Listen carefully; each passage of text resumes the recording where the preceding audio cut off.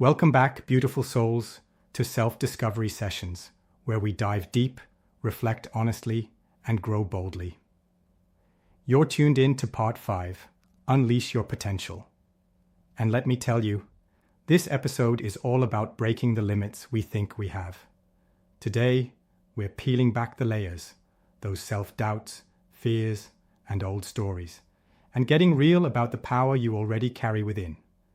It's time to stop playing small and start showing up as the fullest, most fearless version of you.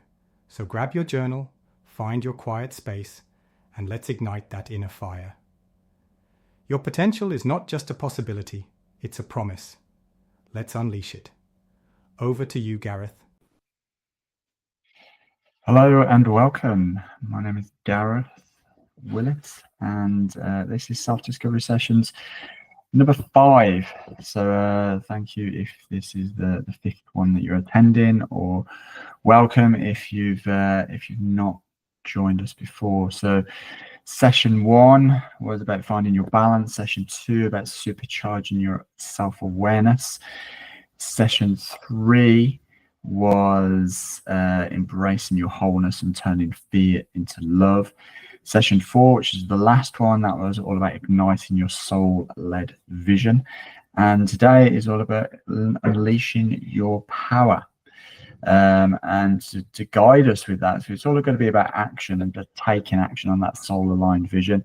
And to guide us with that, we're going to be covering 7 principles that are going to help you to do that. So let me just go to here. Let's just see if I can share my screen. Do that again. Go here. There we go. Okay. So you should all now be seeing the title screen, which is Self-Discovery Session Part 5. Unleash Your Potential. 7 principles of soul-aligned action. So, okay, let's just make sure this is still going. Recording, yes, okay, brilliant. So, okay, so we're just going to dive straight in there. So, first one, let me just. Okay, so that should bring up the first one, and this one is lining higher vision with practical action. So if you did attend last time, if you haven't caught any of the other videos or the sessions, then you can catch them in CoachMaster. Everything's been recorded, so you'll be able to view them there. Just log in through your account, and yeah, we might go and do these different sessions again at some point, but for now, do catch them at coachmaster.io. So yeah, so the first one here then is aligning higher vision with practical action. So let's recognize that, as I say, if you've already got that vision there, or you might need to go back and work on that higher vision, this is your soul aligned future that you're moving on into. So but we've got the vision, but without the action, it just becomes a bit of a daydream. And we can have visions all the time, but without taking action on them, we're not bringing them alive. So your brain loves to envision things, and this is your prefrontal cortex at work. But unless that vision is paired with emotion and consistent action, so really creating feeling around it and driving that forward into action, it won't translate into real world change or creation of what you want to see. It just becomes that vision. And yeah, we need to feel it. We need to embody it, and then move into it with movement and action to bring it to life. So otherwise, the brain can get stuck in loops of fantasizing or overthinking, which leads to procrastination and getting stuck in a rut. So many spiritual teachings remind us that our soul knows the path, but it's our action that brings it to life. In the Tao Te Ching, there's like a quote or a saying within there that says, a journey of 1,000 miles begins with a single step. So it's not enough for us to see the path, we must walk it as well. Your vision could be seen as a bit of a lighthouse, clear, steady, directing you on your journey, guiding you towards the light of truth. But unless you get in the boat and start rowing one stroke at a time, you're not going anywhere. And yes, maybe it's foggy out there, that the clarity isn't quite there yet, but you do not need to see the whole ocean. You just need to trust in the lighthouse and take the next stroke towards that vision. Bring it alive. I see this a lot of the time as well with many of my clients, that they have visions for different areas of their lives, but they get swamped in overwhelm, fear, and doubt. So we have to take a step back. We have to slow things down, reconnect them with their vision, and just ask a simple question: what's that next obvious action or step you can take now, connected to that vision? That's why we've gone through this process, through these different sessions, and the last one was soul aligned vision. So we want to connect you to that vision and then go, right, what's that next action that you're going to take? And then of course take it as soon as possible. This builds momentum and feeds that higher vision, higher level true vision. Is the word I was looking for. High level true vision that you had originally brought to life in your mind. Yeah, the path unfolds from there. So as you take that next step and the next one and the next one and so on, this really unfolds that vision into reality. It's literally like you're bringing it through yourself. So just as a bit of an action for yourselves, and I'm going to give you different actions throughout all of these, but just maybe even just take one at a time, one of these principles at a time, and just start to feel into it and take action from it. But with this one, each morning, just connect to that vision. Imagine already being in it, and then looking back towards your current reality and ask, what was that next simple step that I took to get me here, into this version of myself who's already living this vision? And then of course take it, however small that might be.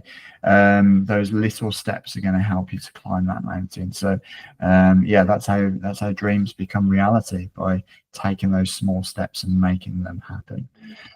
So okay, let's move on to the next one. Let's just make sure this is all there. Let's go there. Okay. Oh no, we don't want to go to number 3 yet. So number 2, yeah, harnessing emotional energy. So okay, so your emotions aren't here to block you. They're here to move you forwards in different ways. So emotion, or yeah, emotion, is energy in motion. So it's literally that movement forwards that energy creates us. Energy also, emotions are also that driving force for our behaviors and actions as well, or just a different way of saying the same thing.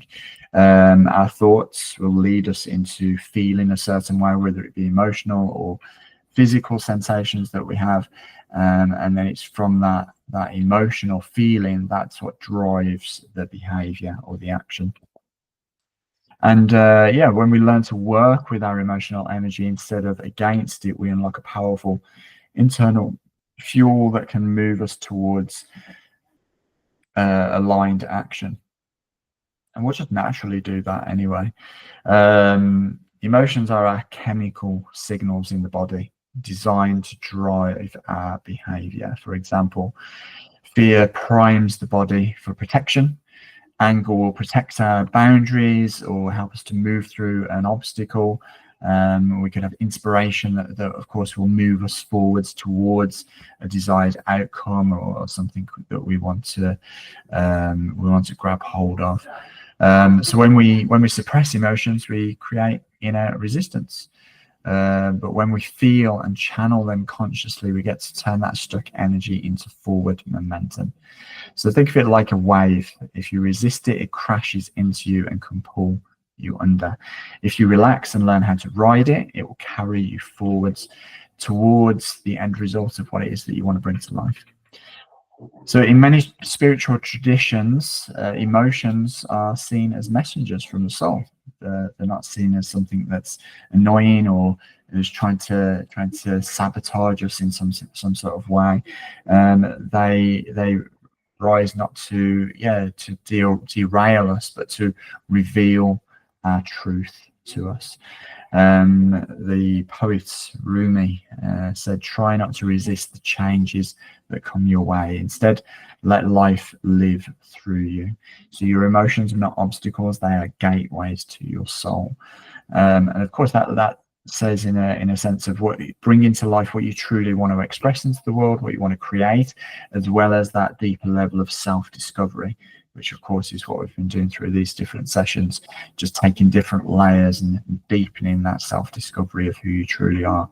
And of course, you rising up into that level will help you to bring your truth into the world. So imagine your emotions like fire. If left unattended, fire can burn down the house. But if you learn how to tend it, you can cook with it, you can warm yourself, you can light your path ahead. So emotional energy is the same. When harnessed consciously, it becomes a source of clarity, courage, creation. A client may come to me feeling stuck, unmotivated maybe, but underneath they're experiencing a well of frustration. So instead of bypassing it, I would encourage them to give themselves the permission to really feel that emotion fully, and then get them to use that fire to maybe set a boundary or speak their truth, or maybe just take action to bring them into whatever changes they're looking for or being called towards. The feeling of feeling stuck is never the problem. It's the unexpressed energy that is waiting to be felt and to be freed through that momentum, through that action, when you allow yourself to feel it. Otherwise, we're stuck in this sort of this inner action of just trying to suppress our emotions, go, no, I'm not allowed to feel that, or I don't want to feel that, and we're just getting this inner conflict instead of just allowing ourselves to fully feel that emotion and then move it outwards and going, okay, what needs to happen here, what needs to be created. So as a bit of an action for yourself, so next time a strong emotion arises for you, just pause and ask, what is this energy trying to tell me, and how can I feel it and then move with it instead of against it? So notice it, breathe into it, feel it, and then let it guide your next aligned action. Your emotions, again, are not a problem to be solved. They're a powerful guidance system moving you towards inner peace and freedom. Okay, so let's go into number 3. So, okay, so number 3, the power of will and self-responsibility. Let me just move this across. There we go. So again, you might want to just screenshot these. You might want to just note them down, however you want to do it. I will give a bit of a summary towards the end. So yeah, the power of will and responsibility. So your future isn't just something you wait for, it's something you choose moment by moment. Desire sets the direction, and will gets you moving. Your prefrontal cortex helps you to plan, focus, and choose between impulses, but it's your executive function, your willpower and self-control, that turns a good idea into meaningful action. And just like a muscle, willpower is strengthened with its use. Avoidance will weaken it. Action builds it over time. And then this is, again, just tying these sessions together. It's like, you've got to that point where you've built some awareness, you've moved into bringing more balance and wholeness into your system, into your mindset and your inner goings on. And of course, now you've tapped into that soul aligned vision, and the will here, the power of will, is you staying in your heart and living from your truth, living from that place of staying focused on that soul aligned vision and bringing it to life. So it's really that focus towards that vision and taking action towards it. That's where your will power really sits within this. So taking responsibility also activates the internal locus of control. So the belief that you can influence your life. Instead of being that victim to life, it's just really taking that self-responsibility and going, okay, this is my life. I am the creator of it. So let's take action and make it happen. Let's really bring my heart to life here. Research also links this kind of mindset to better well-being, motivation, long-term success as you move forwards. Many spiritual teachings and teachers remind us that you are the co-creator of your life. The universe will meet you at the level that you decide to take action, that you take ownership and responsibility of your life. Your soul came here with free will, but it's up to you to switch that on and to use it. Carolyn Miss says, the most empowering choice you can make is to stop waiting for someone else to change your life. And that can literally be somebody else. We can put our power over to God, the universe, etc. We're just waiting for that, somebody to come in there and rescue us, something to rescue us, life to rescue us at some point as well. But it's not going to happen, because the more that you stay in that victim mode, the more the universe is just going to respond to that or reflect that back to you. The minute you start to take decisive action, take responsibility, take ownership, then the universe will reflect that back to you. So imagine your life as a car. Your vision is your GPS. Your emotions are the fuel, but your will, that's the steering wheel. So you can sit in the driver's seat with the engine running, but unless you grab the wheel and start taking action, literally lift it off automatic pilot, start taking manual drive and start steering, then you're not going to go anywhere. So many people will sit on action and wait until they feel ready. But truth is, we hardly ever do. We hardly ever feel ready. Yes, we will feel ready at certain points, but that's an unconscious readiness. It's just waiting for that, again, that magical place to come along. Oh, okay, I'm ready now.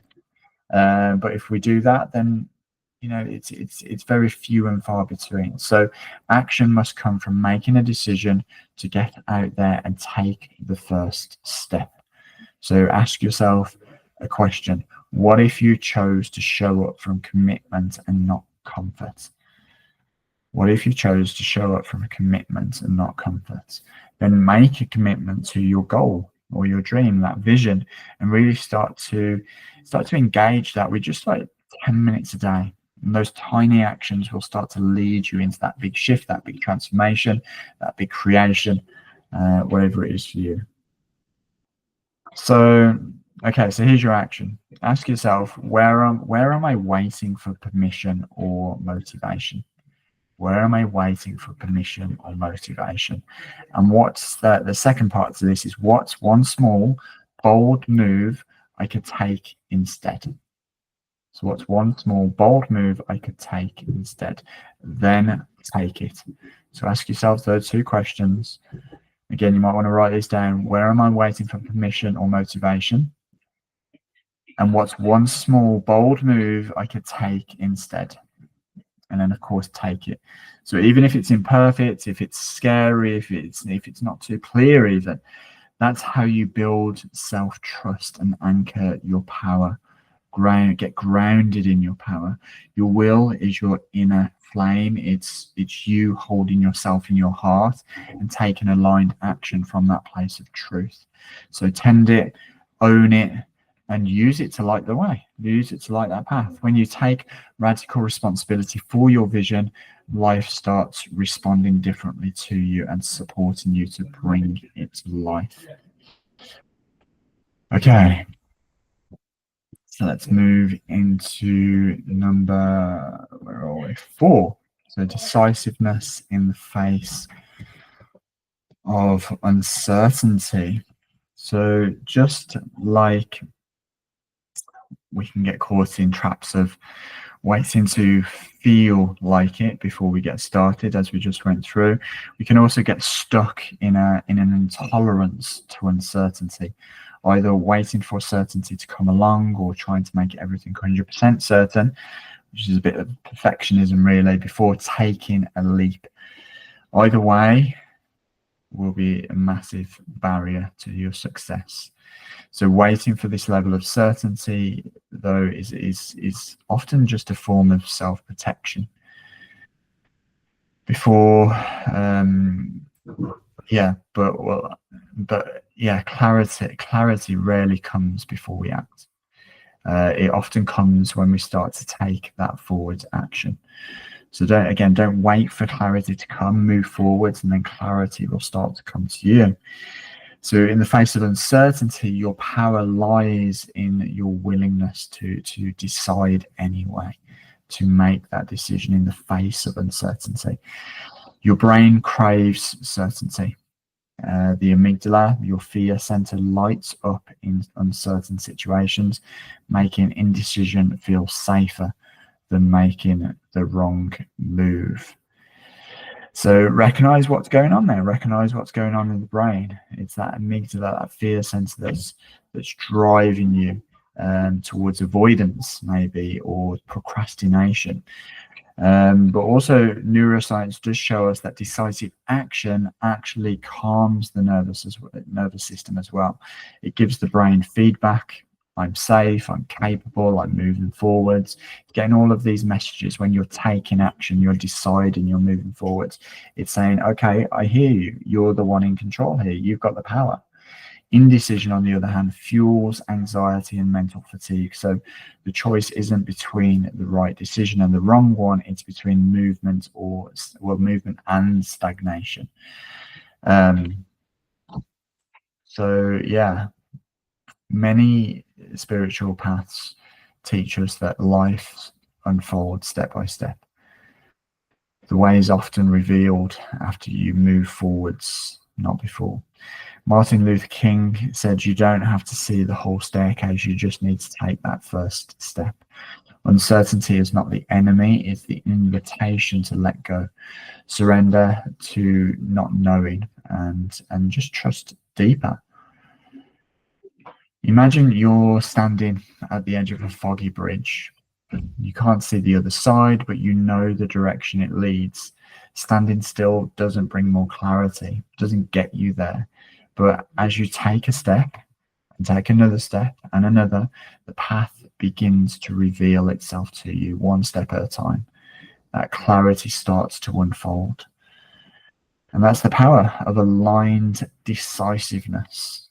Again, I'm saying aligned very specifically here because it's that you're aligning towards that higher level vision and taking that decisiveness or decisive action.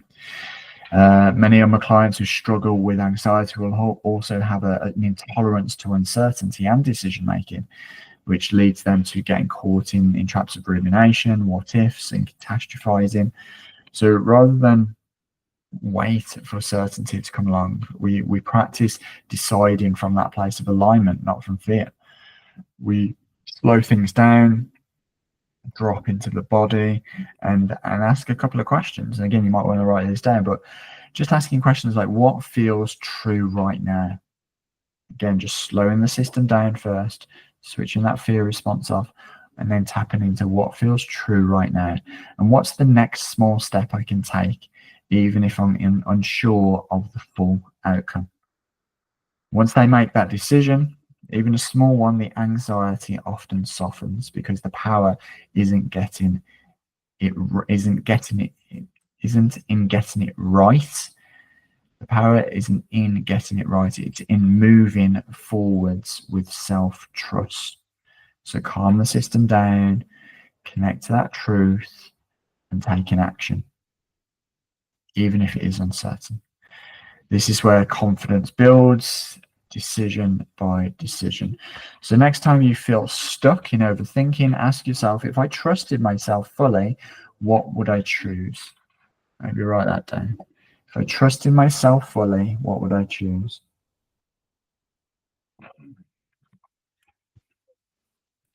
Then take that next step in that direction. Make that choice. What would I choose if I trusted myself fully? If fear wasn't there, and then choose that by taking that next step, that next action.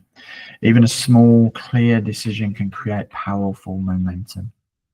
Uncertainty will always be there, so build the muscle and let decisiveness become your compass.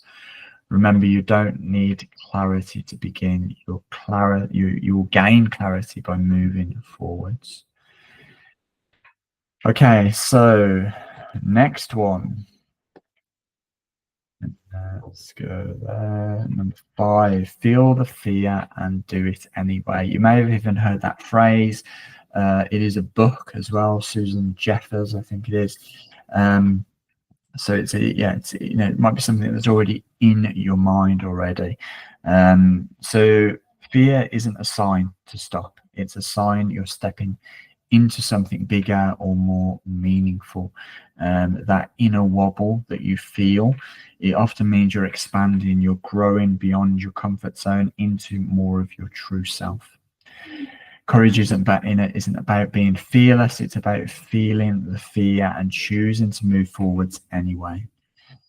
Fear is our survival response. So when we sense risk, even emotional or social risk, the amygdala activates and sends signals to fight, flight, or freeze. But here's the thing, the brain can't always tell the difference between real danger and perceived risk, even perceived emotional risk like rejection, failure, vulnerability. So fear shows up even when we're on the brink of something good. Studies show us that when you take action despite fear, your brain rewires. You prove to yourself, I can't handle this. Sorry, I can handle this.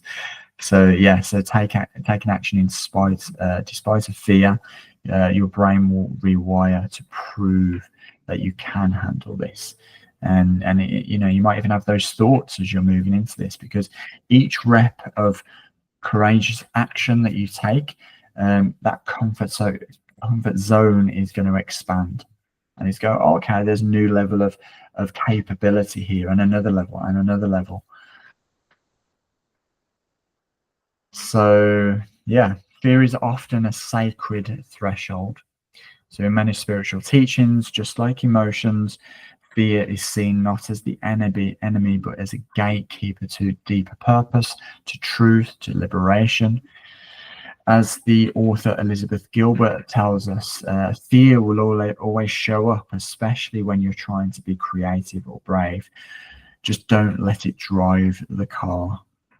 Once again, fear is not a stop sign, it's a signpost pointing you to your soul's evolution.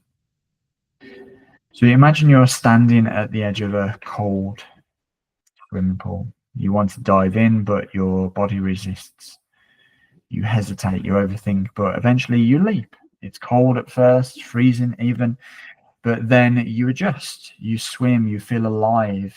The fear didn't go away before you jumped. You just stopped letting it decide for you.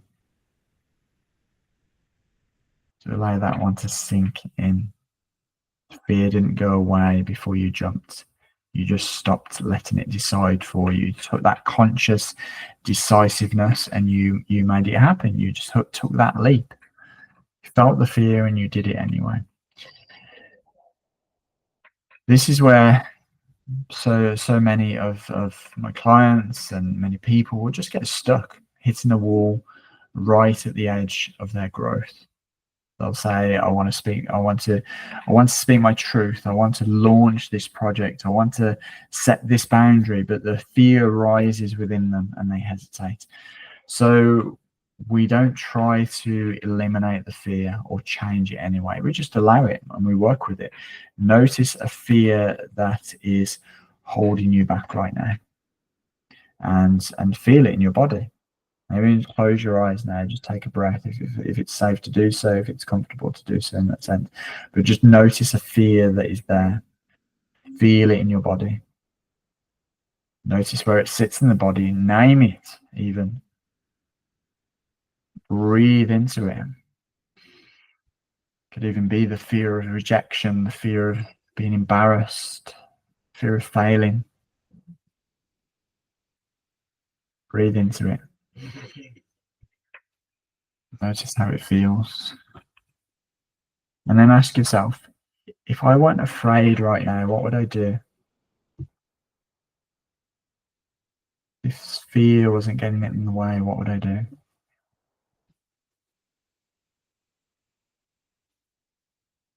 And look towards that one small action. Taking fear along for the ride with you. And when we do that, everything shifts. And that's how you build inner power, not by avoiding fear, but through embracing it, acknowledging it, and by dancing with it instead of running away from it or trying to control it. The more we resist that fear, the more it's going to have its control over us. So start to allow it, start to understand it, acknowledge it, and feel into it. And then from that place, move forwards. So, okay, so for actions with this one, so next time the fear shows up, just pause. Feel where it lives in the body, breathe into it, just like we did then as a little example. And then ask, what's that next small action that I can take, even with that fear being present? Take that action as soon as possible, especially within at least within 24 hours. Do it as soon as you can. Do it now if you can. So you've got that momentum going. It doesn't need to be big. It just needs to be moving you forwards. And your nervous system will learn, I can feel the fear and still move and still expand and still create. I can feel the fear and do it anyway. And that's where your freedom begins, as you push that comfort zone. Okay, principle 6. Let's move on to that one. Reframing failure and embracing growth. So what if failure wasn't the opposite of success, but the very thing that moves you towards it? What if failure wasn't the opposite of success, but the very thing that moves you towards it? So many of us are afraid to fail.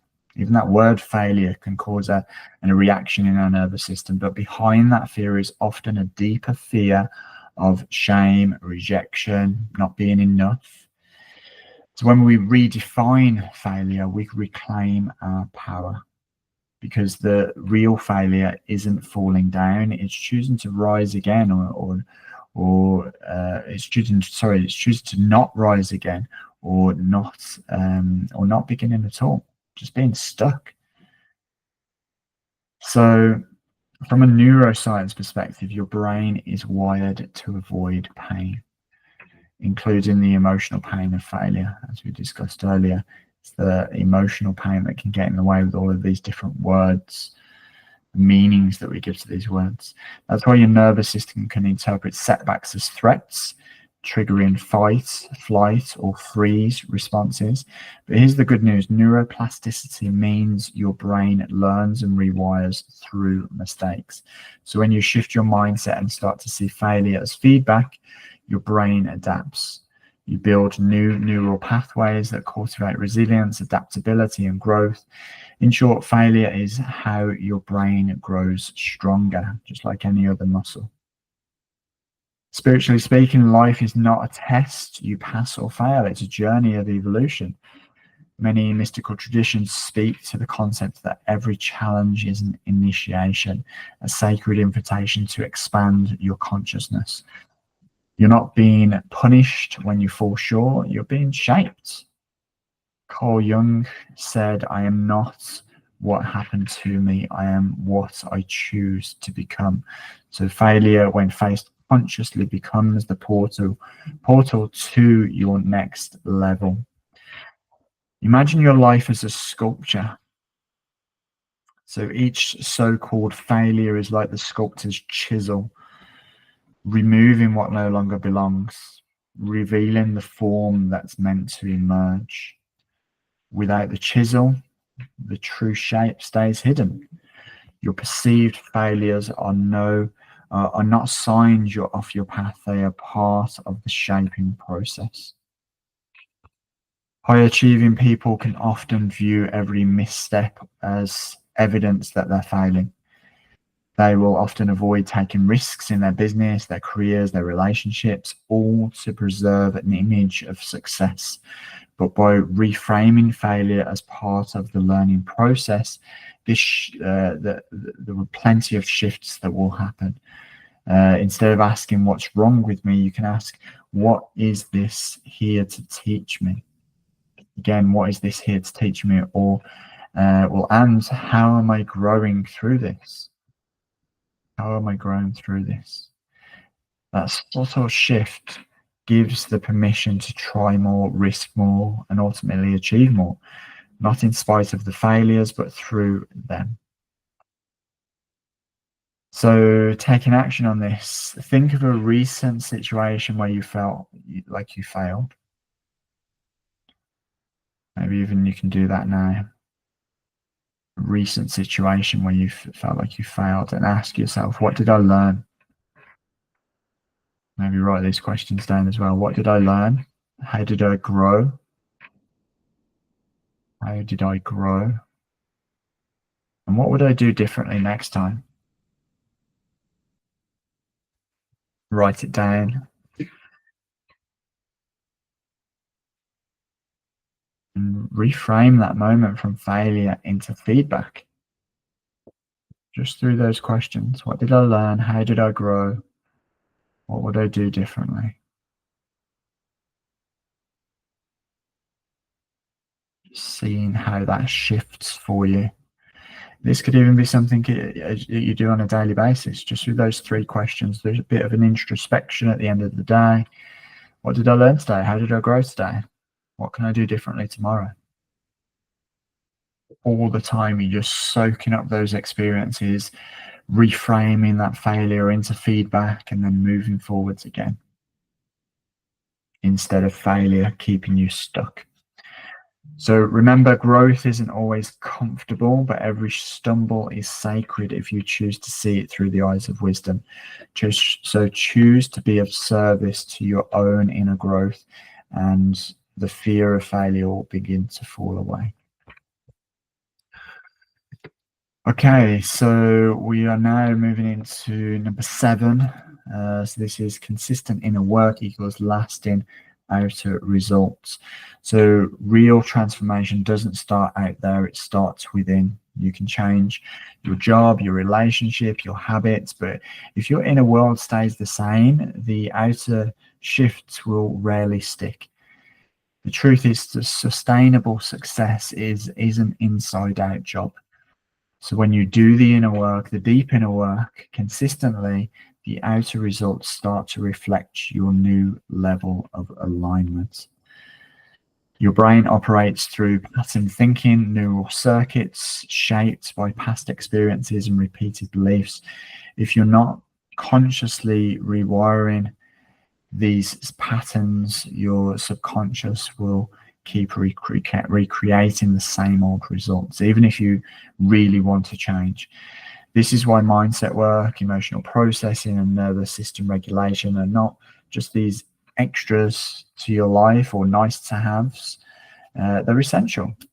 It's essential to do the inner work. Research in cognitive neuroscience confirms that lasting change happens when repetition meets awareness. So we have to be doing things in a repetitive way, but also creating that awareness within us. So doing the introspection work, reflecting on ourselves, looking inwards. That inner consistency creates the outer congruence of our lives. In many spiritual traditions, the outer world is seen as a mirror. Your reality reflects your consciousness, your beliefs, your energy, your vibration. So it's all about what you're paying attention to inwards, what you're giving attention to, what thoughts you're giving attention to, where you're focusing your energy, where your vibration is, how you're holding that level. So there's a deep spiritual law of the universe which says, as within, so without. So as you clear those old wounds, limiting stories, energetic blockages, you start to become a match for what you truly desire. You no longer chase outcomes, you attract them from a place of inner wholeness. As young Pueblo said, true power is living the realization that you are your own healer, hero, and leader. I'll say that again. True power is living the realization that you are your own healer, hero, and leader. So instead of looking for it outside, look for it inside. Imagine your inner world like a garden. You can plant new seeds, dreams, goals, desires, but if the soil is toxic or neglected, those seeds won't grow. Inner work is how you tend to the soil, removing weeds, nourishing the earth, watering what matters most, those seeds. And with time, the outer garden starts to flourish naturally if you're doing the inner work, if you're looking at it, if you're looking after it from the ground upwards, essentially. So for many, there is a constant push towards just reaching the goals.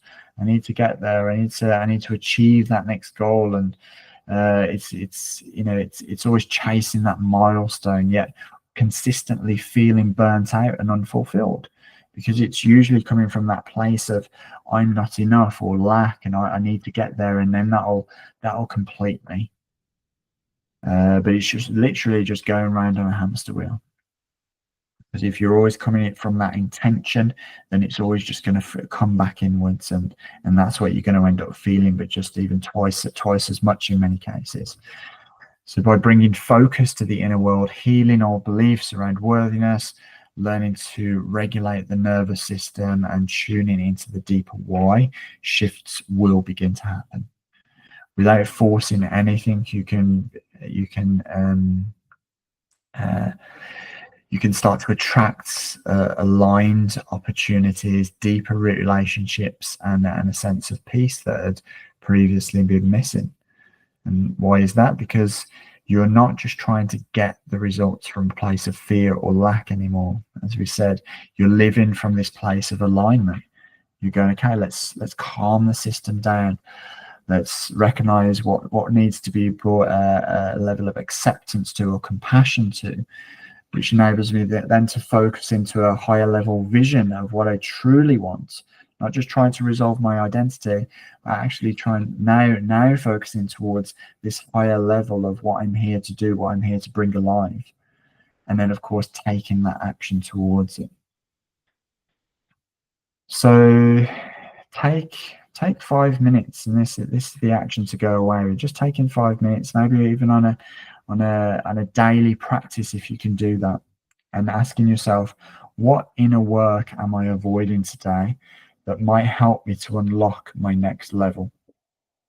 So again, you might want to write this down. What inner work am I avoiding today that might help me to unlock my next level? Then choose one small, consistent practice, whether it be journaling, breath work, meditation, nervous system regulation, inner child connection, and really commit to it. Not as a quick fix, but as a practice to build new, stronger foundations. And remember, temporary hacks create temporary change. Inner mastery creates lasting transformation. Okay, so that brings us to completion of number 7, and completion of all of that is of unleashing your power with those 7 principles. And let's just reconnect with all of them now. And this might be the page that you want to screenshot here, just to keep coming back to, maybe even save it as a bit of a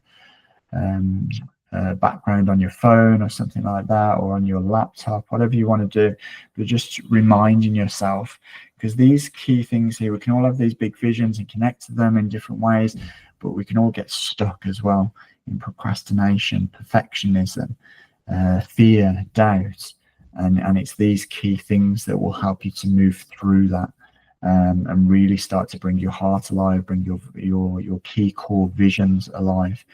So just reconnecting, aligning higher vision with practical action.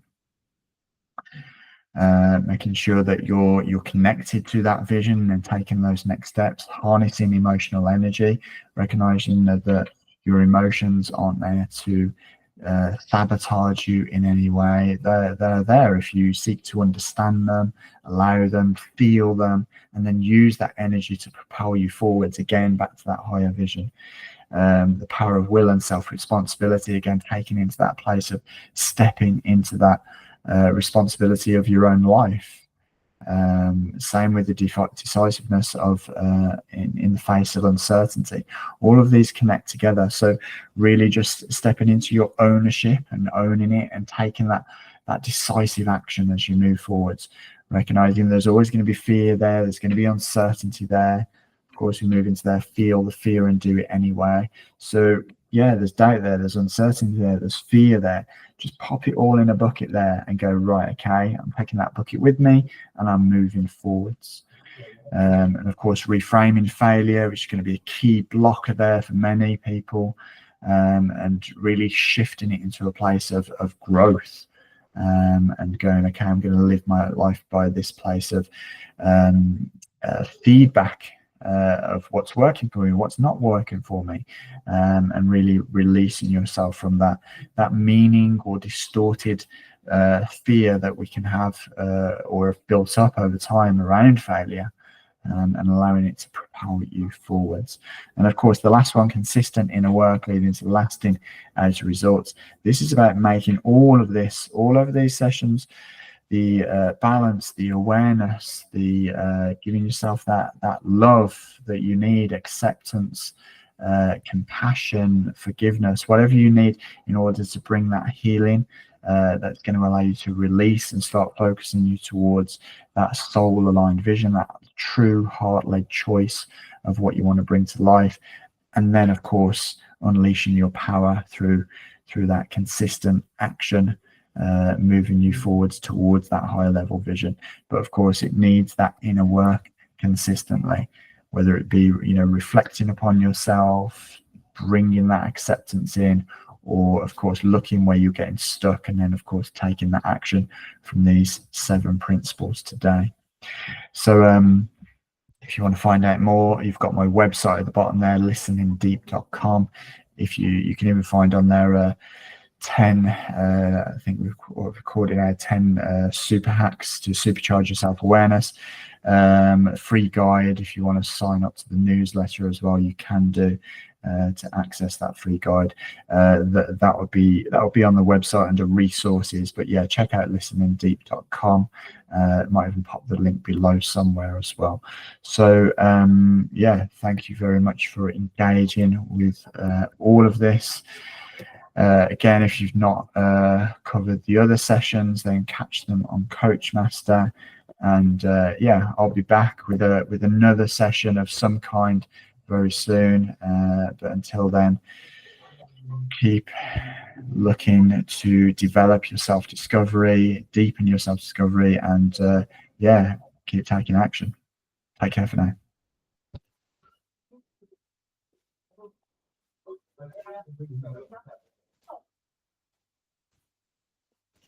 And there we have it. Part 5. Unleash your potential. Thank you, Gareth, and to all who joined. I hope today's session sparked something inside you, a realization, a breakthrough, or even just a nudge in the right direction. Remember, potential isn't something you find, it's something you decide to live. Every moment is a choice to lean in, show up, and step further into who you were always meant to be. If this episode moved you, share it with someone who needs that same spark. And don't forget to subscribe, because we're not done growing yet. Until next time, stay brave, stay open, and keep discovering you.